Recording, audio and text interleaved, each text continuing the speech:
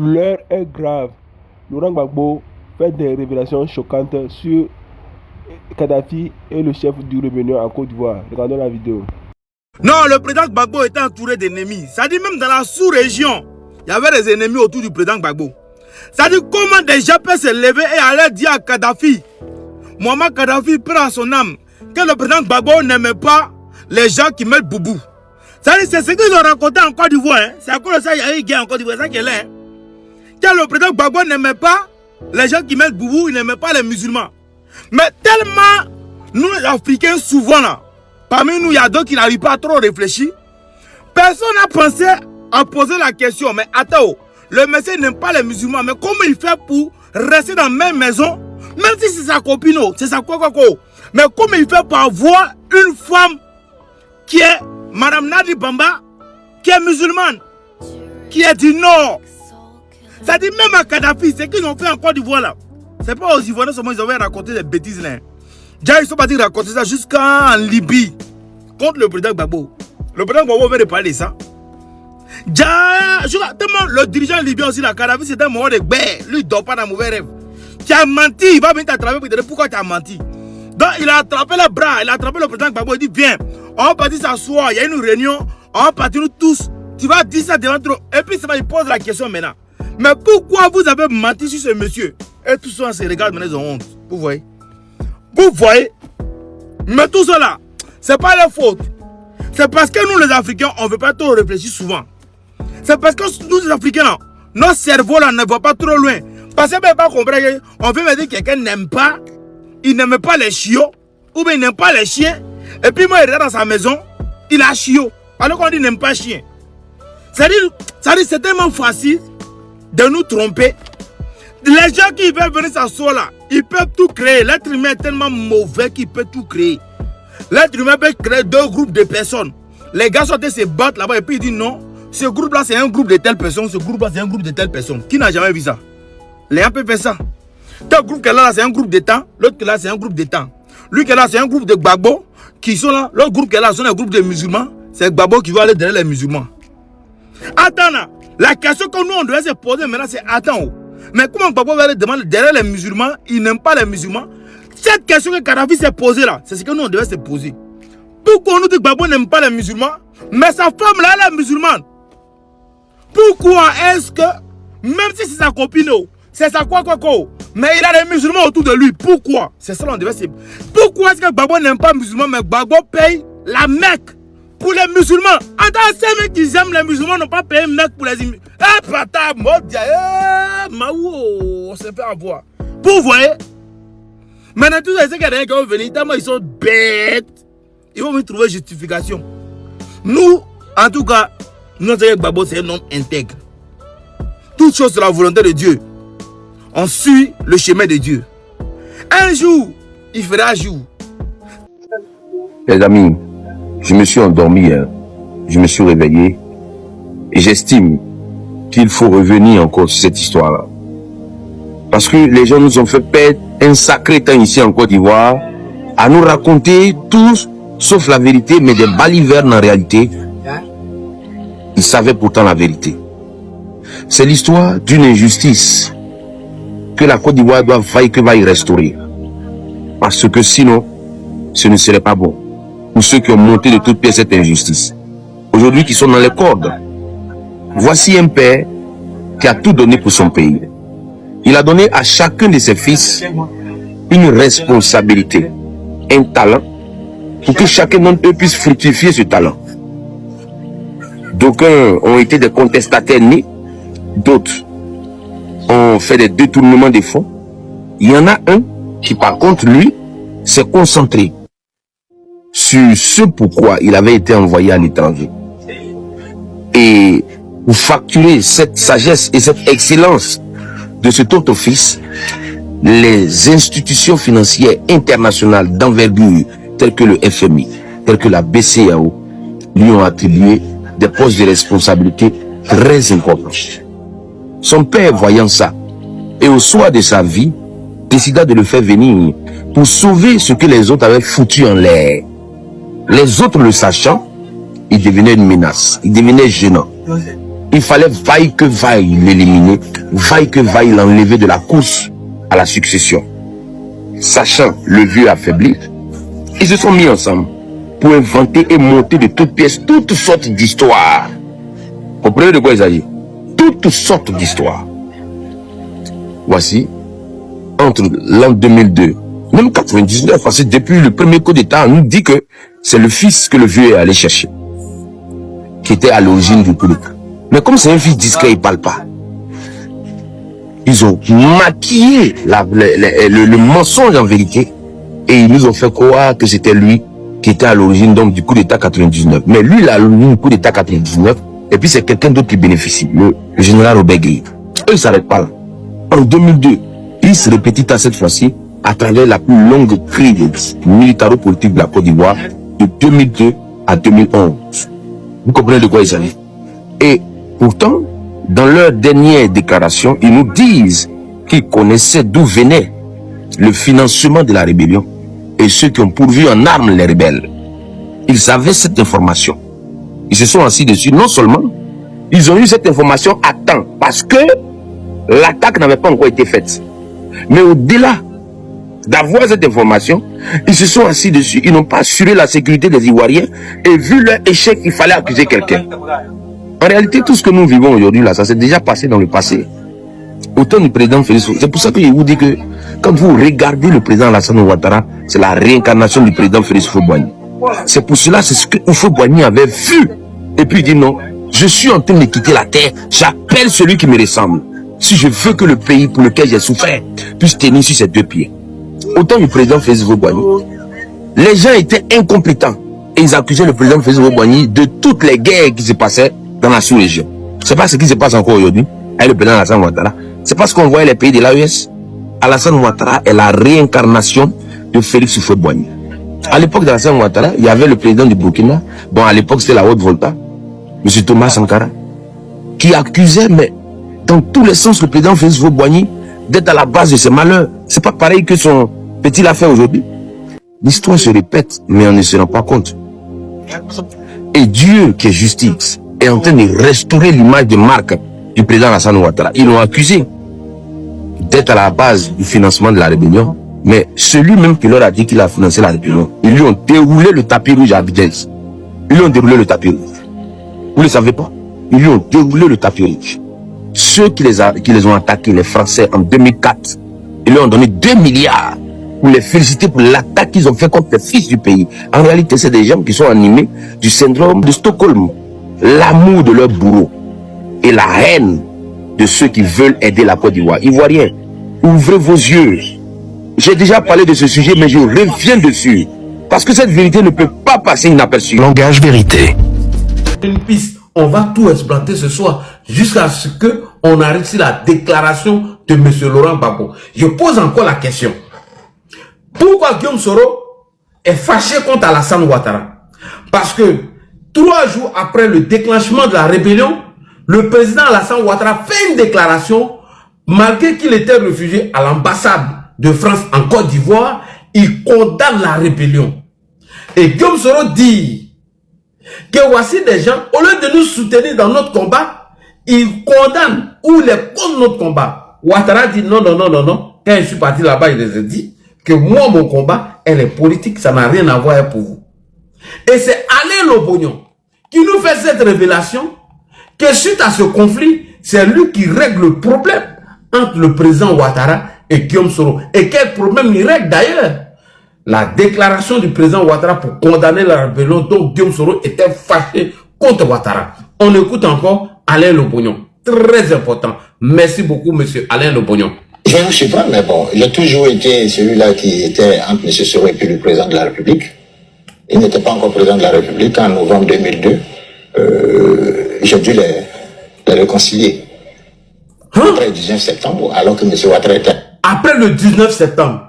Accusé d'être à la base de ce push manqué.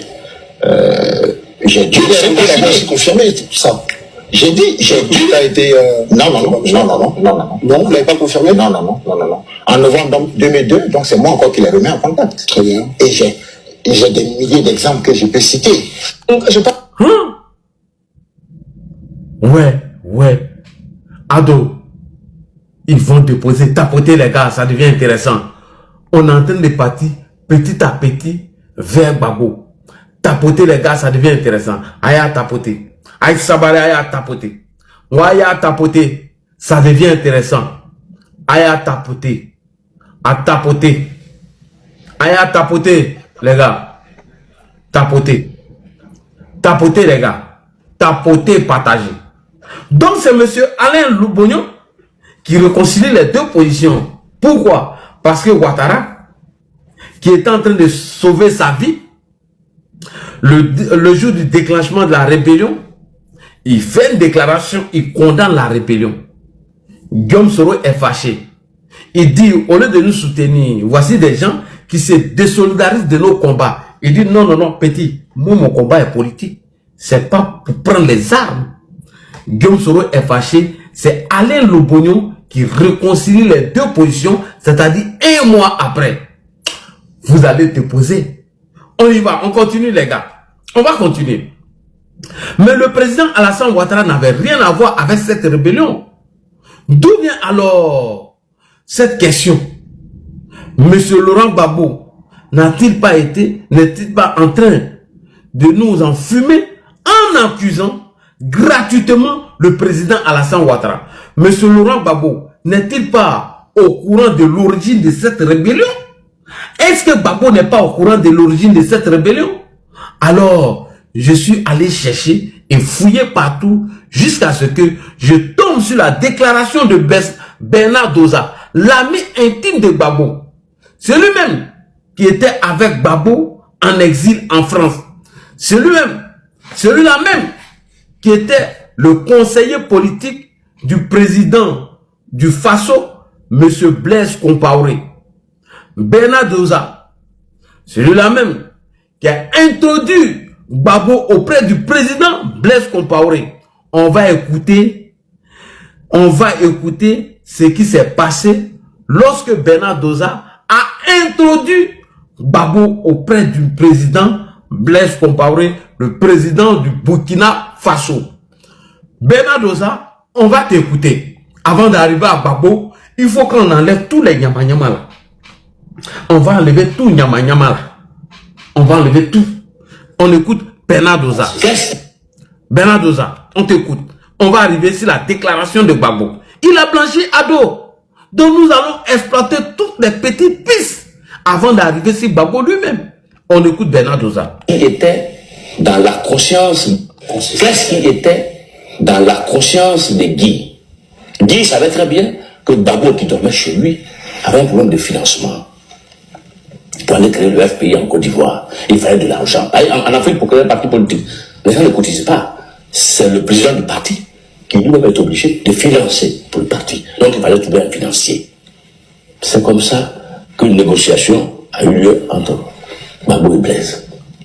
Gbagbo, voulant pas le pouvoir en Côte d'Ivoire, Blaise ayant des intérêts sur la Côte d'Ivoire, a donc décidé les deux de faire un deal.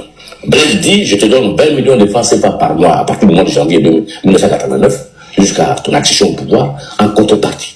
Quand tu arrives au pouvoir, accorde-moi de facilité au port de Saint-Pétro et essaie de voir comment tu peux naturaliser les 3 millions de Burkinabés qui sont entrés en Côte d'Ivoire depuis 1930 jusqu'à nos jours. Ceux qui ont au moins un minimum de 20 ans de séjour, comment tu peux les naturaliser pour ne pas qu'ils reviennent au Burkina et fassent un coup d'état pour me renverser. Ça a toujours été la crainte de Blaise. Maintenant, Blaise a respecté son contrat jusqu'à l'an 2000. Il a même proposé un bonus de former des militaires ivoiriens qui, au cas où vous voyez persister au pouvoir, qui peuvent organiser une opération pour renverser. Ces militaires-là, on les connaît, c'est le colonel Oulata, c'est même Dakoudabri qui a suivi même des formations, c'est le capitaine Akapia, tout cela. C'est sur Blaise que ces gars ont été formés. Maintenant, quand Gbagbo a pris le pouvoir, Blaise amène quelqu'un pour la contrepartie. Blaise dit, Gbagbo dit, bon, qu'on me laisse le temps d'attendre. C'est comme ça que nous sommes partis vers 2002. Et Blaise a reçu la rébellion au Burkina. Et quand un journaliste français est venu au Burkina pour dire, oui, mais récemment, Tu as téléphoné à Chirac pour dire qu'il y avait des Burkinabés des Ivoiriens qui sont ici, qui s'entraînent. Mais Gbagbo est ton ami. Il dit oui, mais Gbagbo est mon ami, parce que je l'ai financé. Mais il n'a pas respecté le contrat. C'est pour cela que je ne sais pas réfugié quand les Ivoiriens sont venus s'entraîner ici pour le renverser. Voilà, je vais comprendre. Quelqu'un est parti, le journaliste est parti à Abidjan. Voilà, Gbagbo. Blaise dit que tes frères qui sont en train de s'entraîner au Burkina Faso pour te renverser, c'est parce que tu n'as pas respecté le contrat que vous avez signé. Il dit, ah oui, mais Blaise, c'est vrai, il m'a financé, mais c'est pas une raison pour lui dans la Côte d'Ivoire. Donc, on comprend bien pourquoi Blaise a soutenu Guillaume Soro et sa rébellion pour frapper la Côte d'Ivoire en 2002. Mais il fallait que je sois habité au Burkina chez Blaise pour que le deal puisse avoir lieu en 1989. Parce que le problème de fond de toute action politique en Afrique, c'est le financement. Il faut avoir un État qui finance. Et Blaise a financé. Et c'est parce qu'on n'a pas respecté le contrat qu'il nous a envoyé la guerre.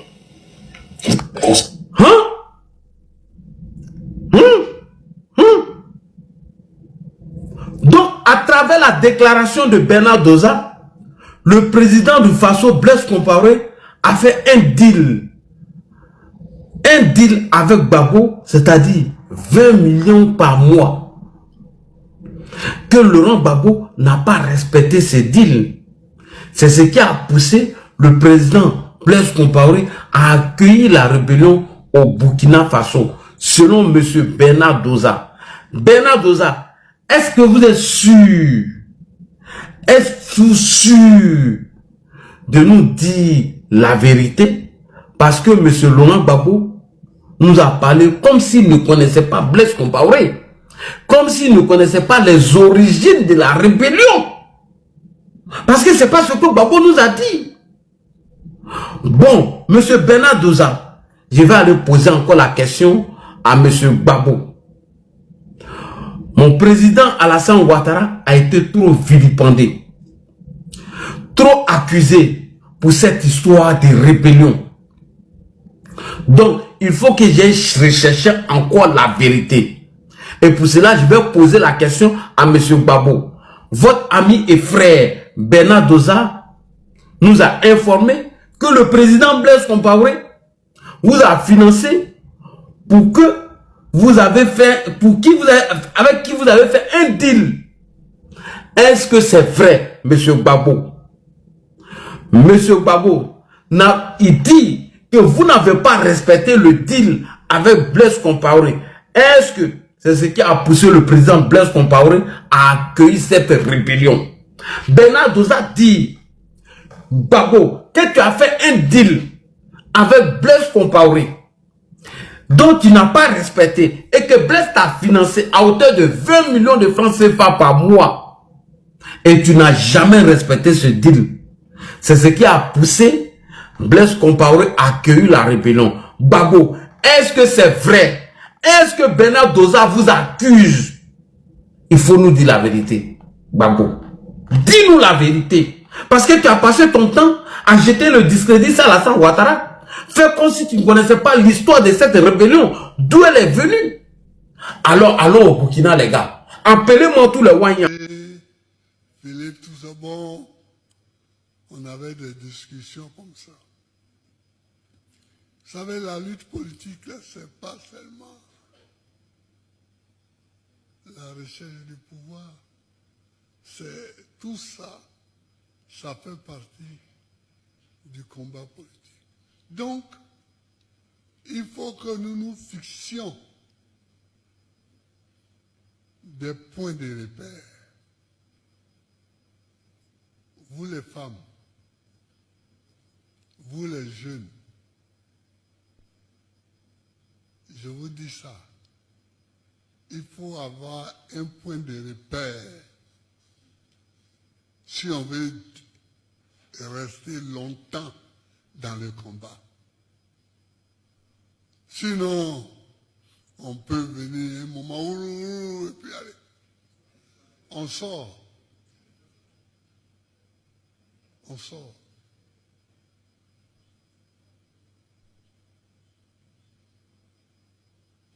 On sort plus vite qu'on est entré. Oui. Par exemple, quand quand nous disons que nous sommes contre le 4e mandat, ça, ce n'est pas un débat. Et puis, on ne dit même pas ça en colère.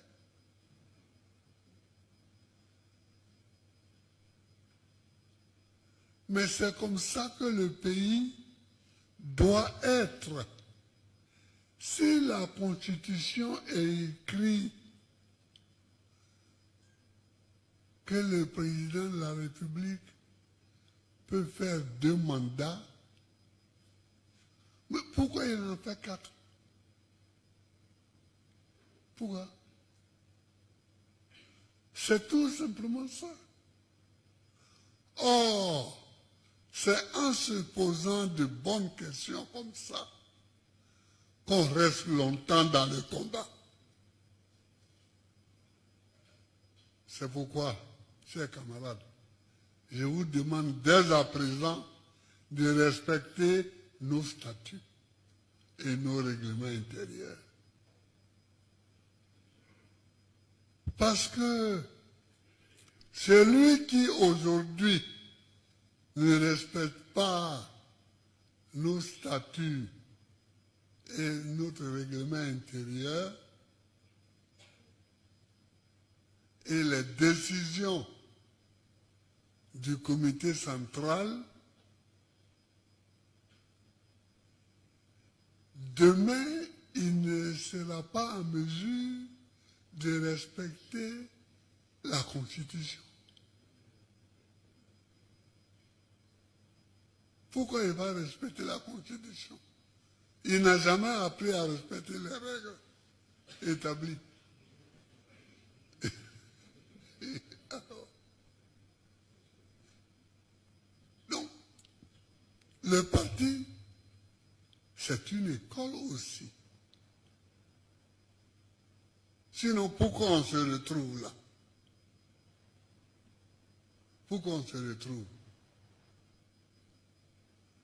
Sinon, chacun peut rester chez lui et puis militer.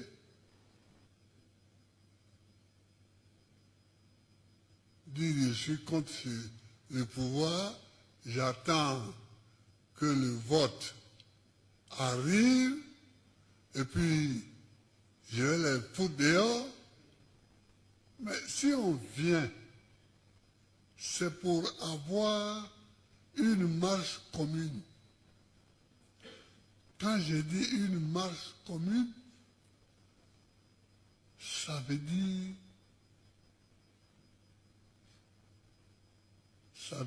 c'est pour avoir un combat commun,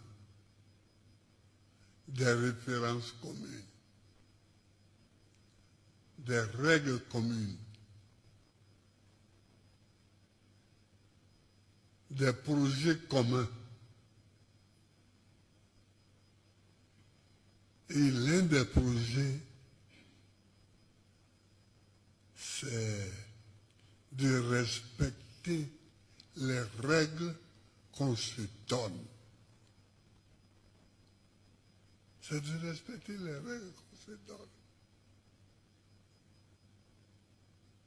Et quand ces règles-là sont respectées, ça fait 50% de problèmes en moins dans la gestion. Nous, on a eu des problèmes, de graves problèmes, quand nous étions au pouvoir.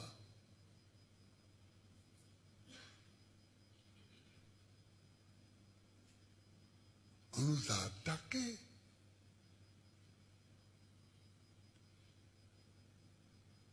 Avec des armes.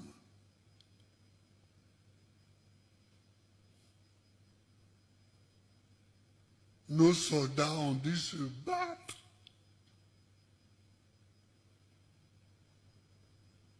Nous avons dû parcourir presque toutes les capitales d'Afrique pour négocier. En même temps, on se battait, en même temps, on négociait, on voulait trouver. Mais pourtant, même dans ces conditions-là,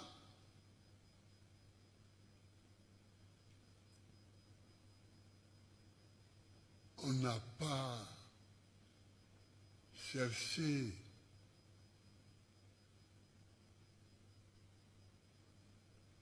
à jeter dehors la Constitution.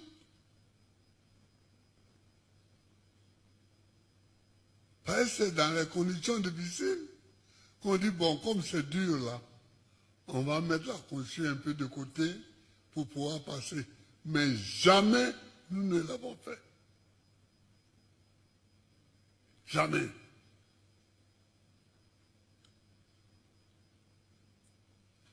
Les députés étaient à l'Assemblée, ils siégeaient, ils discutaient,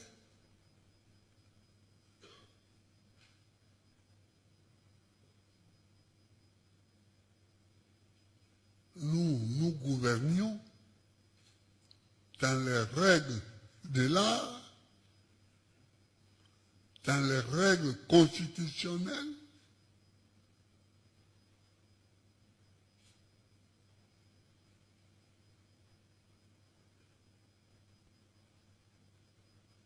Donc, on ne revient pas sur ça parce que nous ne sommes pas pour le 4e mandat et nous n'allons pas changer d'opinion. Mais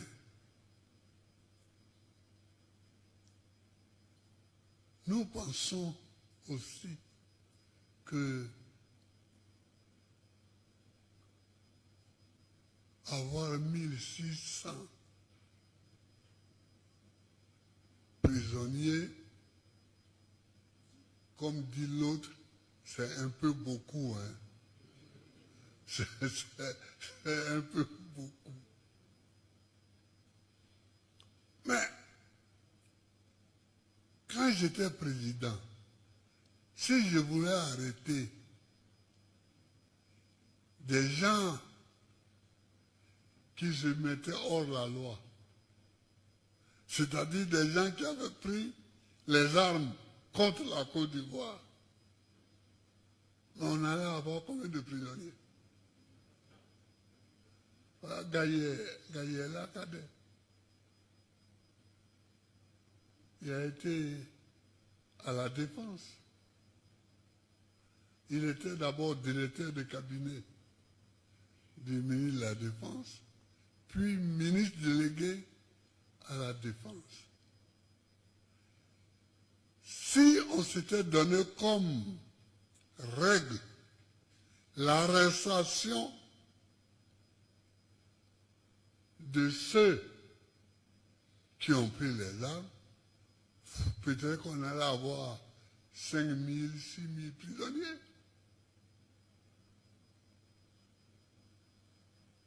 Mais est-ce que c'était bon pour le pays?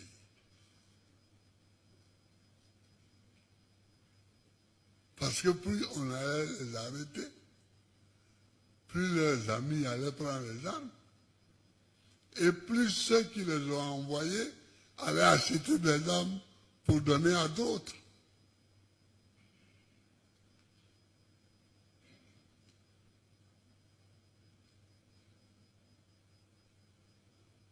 Moi, je suis allé une fois en Libye pour une réunion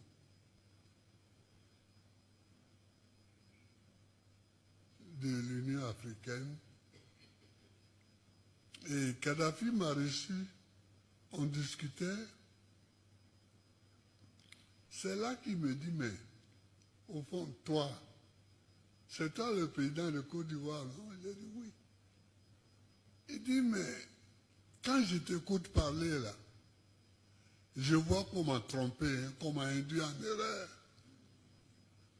J'ai dit, comment ça? Il dit, on m'a dit que tu n'aimes pas les musulmans.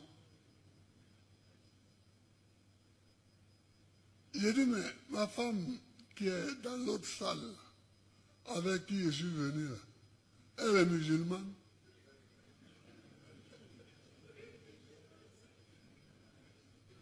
Je parlais de Nadi Bamba. J'ai dit, mais elle est musulmane. Il dit, ah, mais les gens m'ont menti. J'ai dit, qui t'a menti? Il dit, les gens de chez vous là. Quand ils m'ont dit que tu n'aimes pas les musulmans, que tu leur interdis même de porter leur boubou. Donc ils sont venus me demander l'argent, je leur ai donné. Et je leur ai donné des armes.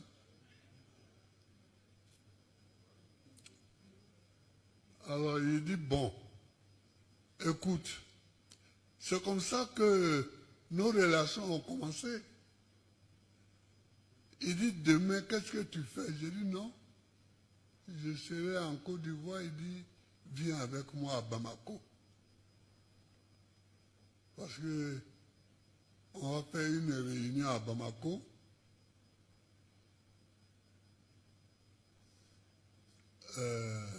La Libye y sera, mais viens, je vais aller leur parler.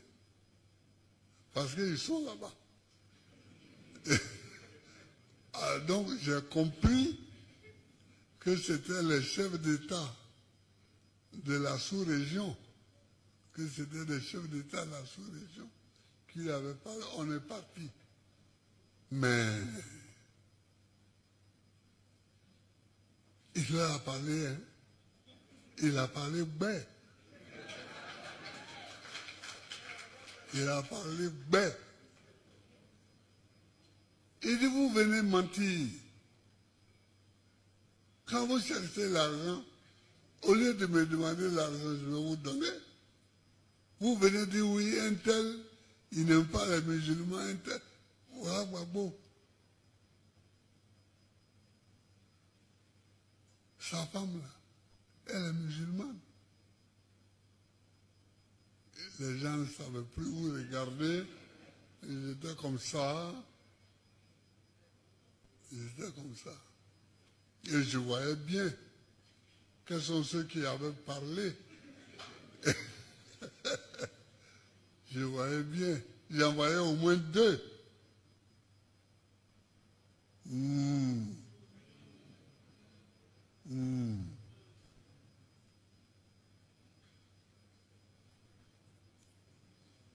C'est comme ça que j'ai ouvert une ambassade au Tchad. Parce que les armes venaient de Libye jusqu'au Tchad.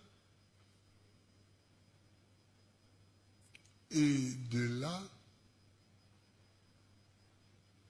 on les transportait au Niger. Et du Niger à Ouagadougou.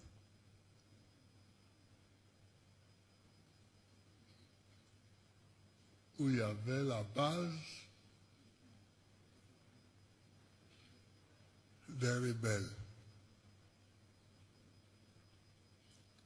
Donc, j'ai vu Idriss Déby, Itno, appelé le maréchal du Tchad.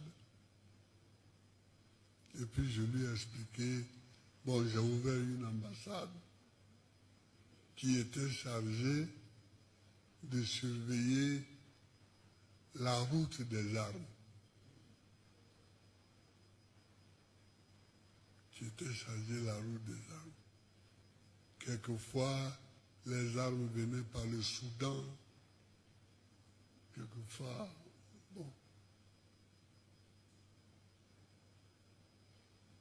Donc, vous,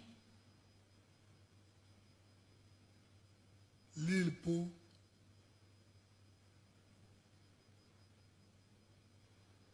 je vous demande de travailler. Je vous demande de travailler L'objectif, c'est de travailler pour la libération des prisonniers d'opinion.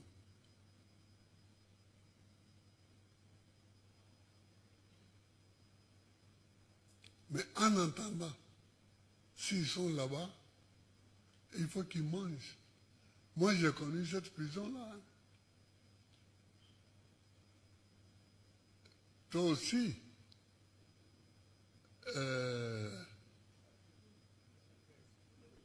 Odette, tu as connu cette prison.